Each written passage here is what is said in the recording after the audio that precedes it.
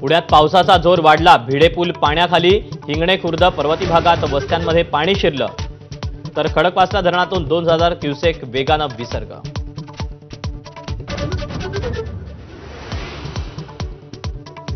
आळंदीतही मुसळधार पाऊस। इंद्रायणी नदीवरील भक्ती सोपान पुलावरील लोखंडी रेलिंग तुटलं, प्रशासनाकडून पूल बंद।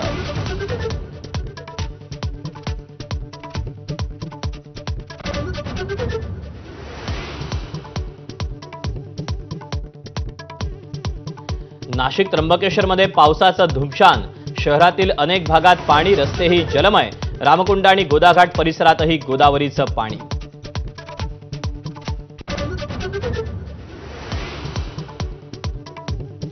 रायगडला अतिमुसळधार पावसाचा इशारा। अंबा नदी धोकादायक पातळीवर, तर पाताळगंगा दुथडी भरून। रोहा आणि सुधागड तालुक्याला मोठा फटका, शाळांनाही सुटी।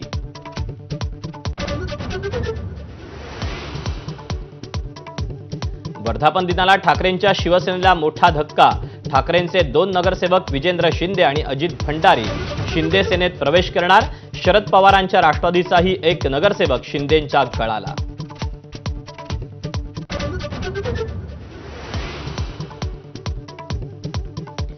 शिंदेंच्या शिवसेनेकडून मनसेसोबत युतीच्या हालचाली। उदय सामंत विशेष प्रयत्न करत असल्याची सूत्रांची माहिती। शिंदे राज ठाकरेंना स्नेहभोजनाचं निमंत्रण पाठवणार असल्याची माहिती।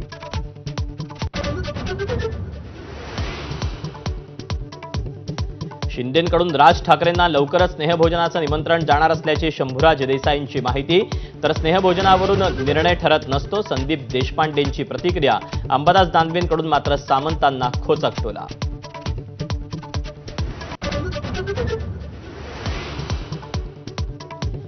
59व्या वर्धापन दिनानिमित्त दोन्ही शिवसेनेचे आज मेळावे। महापालिका निवडणुकीच्या प्रचाराचा नारळ फोडणार। मनसेशी युतीबाबत उद्धव ठाकरे काय बोलणार, याकडे लक्ष।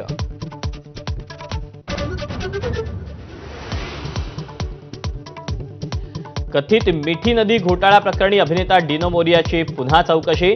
तब्बल 3.5 तास डिनो मोरिया ईडी कार्यालयात।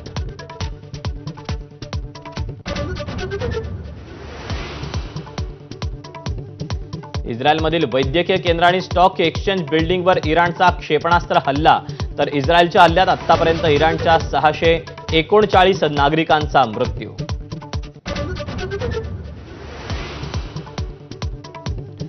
संतश्रेष्ठ ज्ञानेश्वर माऊलींची पालखी आज आळंदीतून पंढरपूरच्या दिशेने प्रस्थान ठेवणार।